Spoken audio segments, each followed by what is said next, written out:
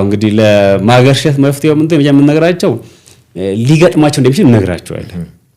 እንደ ሰው ከሱስ ከወጣ በኋላ ያው ቅድም ባለው የማህበረሰብም የቤተሰባዊ ጉዳይም ኦር ስራ ራሱ እንዳሰብኩ አይሆንም ስትወጣ ስራዎች ላይሳኩ ይችላሉ።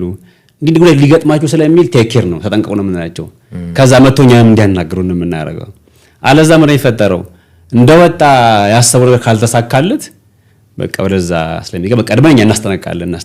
እሺ አገረሸበት ሌላ ዋን ሞር ቻንስ ሰጣለን እኛ እንዲመጡ እናደርጋለን። መተው እንደገና ማከል ላይ እንደገና ራሳቸውን ቼክ እንዲያደርጉ እናደርጋቸዋለን።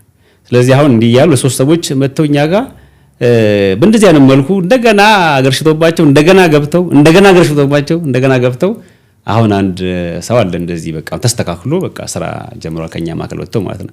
ሁለት ሶስት በተደጋጋሚ ሁለት ሶስት ጊዜ እንደዚህ አይነት ሰዎች ሶስት ሰዎች ማቃቸው አሉ እኛ ማከል ላይ አሁን አለ። አንደኛው ስራ ሰጥተነው እየሰራ ነው። አንደኛው ግን በቃ በደንብ ቼክ አድርጎ ወጥቷል ቤተሰብ ጋር ተገናኝቶ እየሰራ ነው። እና ማገርሸቱ ሲፈጠር የሚከብድ ነገር አለው። ተመልሶ ወደ ማከብዳት ሊከብዳቸው ይችላል።